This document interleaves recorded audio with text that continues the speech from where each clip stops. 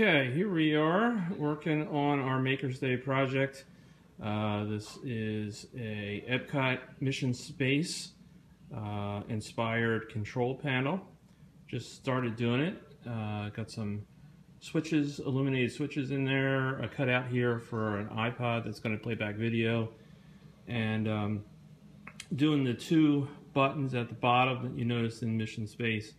I'm actually being the commander, so it's going to be first stage separation and manual control, and this is as far as I got. This is just a sheet of aluminum that I cut out, and unfortunately I had to cut out square holes for these switches, which was difficult. I started with a drill bit to get the majority of it out, and then a file and a jigsaw with a metal cutting blade. Under some pressure to get this done, otherwise I would probably do it a little bit better than this. And you'll see that there's going to be a cutout for two holes here, and that's for the two toggle switches, with the aluminum channel is going to go around the side of it to protect the toggle switches. You'll see that in an updated video, but this is as far as I've gotten. Tried to match the color as best I could with some vinyl. That's what the actual outline of the button is, and the background is all vinyl. Alright? Okay, everybody, here we are back again for the New Jersey Maker's Day project that I was working on earlier. You saw the beginning of the last video where I had taken a sheet of aluminum, covered it with adhesive vinyl, cut out the holes for the lighted switches, and also had done some of the vinyl around the two buttons that are down at the bottom here. And this is a Mission Space from Epcot themed control panel, and I tried to make it as accurate as I could make it in the time that I had. We are being the commander in this time, and you'll see that we also have first stage separation and manual control are our two main buttons for the themed attraction. And you'll notice that there is a hole at the top, and that hole was cut out to put a iPhone behind there to be able to play back the actual Mission Space video that I have, and we'll see that at the end of this video. Also, I did a couple of the toggle switches, and you'll see what I did was I went out and bought some U-channel aluminum and drilled a hole all the way through the side, like you'll notice on the Mission Space attraction, and then drilled a hole through the back of it to put the toggle switches in. Now, they actually do work, but they're not connected to anything. I was pressed for time and couldn't do anything else more with it. But you'll see that I created the letters with a Silhouette Cameo vinyl cutting machine. And the switches that I'm using are made by NKK, and they are clear with a white diffuser and an amber colored light, and that's the closest I could find. And these switches are about 5/8 by 5/8.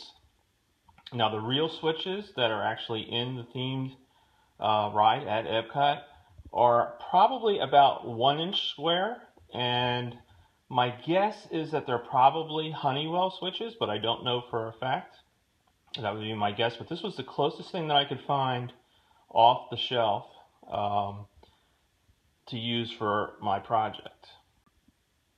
Now, to control these switches, to make them act and behave similar to what the ride is like, if we turn this unit slightly around,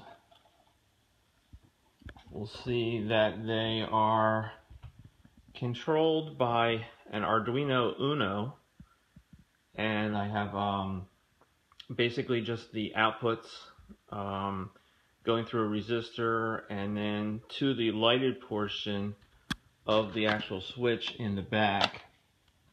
I'll try to show that up close right there. And I'm not actually using the switch itself at the moment, so pressing the buttons on switches will not do anything. All I really wanted was the lighting of the switches. Again, I was under pressure to finish this project in time for a Maker's Day project, and I basically just had to have enough time to use the lighted portion of it and did the Arduino Uno. And to make things a little easier for me, make things faster, I used the mod kit add-on software so that I could graphically just pick and choose the outputs and the times that I wanted the lights to be on and the sequence. And I also went out and purchased a adapter so I didn't have to be plugged into the computer to power on the Arduino Uno. So that's what is powering the unit. And if we just come back around again, I'll show you that here is the front of the unit. And I'll show you in a few minutes the lighting of it. Now, I do recall that in the ride there is a black light that's inside your cabin. And I tried doing that on this, and it just made things worse.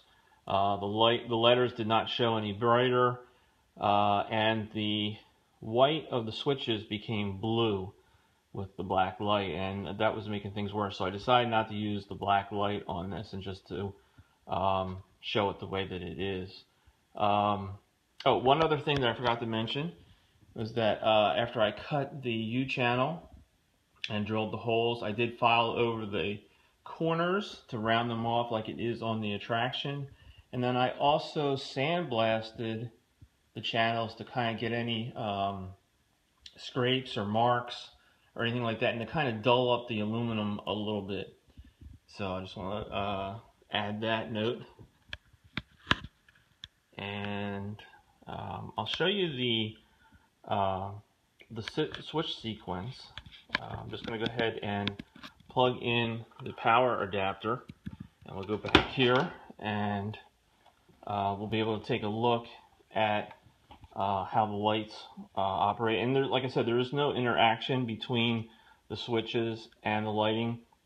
You can press the buttons and nothing will happen as far as the light sequence. So I'm going to go ahead and plug that in, and we'll all turn on first, and that's how I know how the sequence is starting. And then from there, the lights will change around in random order. I really did not put any thought to the order, just kind of played around with it and until I had something that looked kind of interesting, and then we went from there. Now I'll show a side-by-side comparison of the unit and the real thing, and you'll see that it's close, but you know, it's not exact. But you don't really have a whole lot of time when you're in the attraction to be able to take measurements and get really great photos and that. So this is mainly all done by eye. And again, I didn't have any time to do anything here. I was going to do like maybe a dial gauge there, but ran out of time and just put the X2 trainer there. And so we'll stop this video, and we'll put the iPod on the back of it that's playing the actual Mission Space attraction on it, and then I'll come back and show you the actual finished product.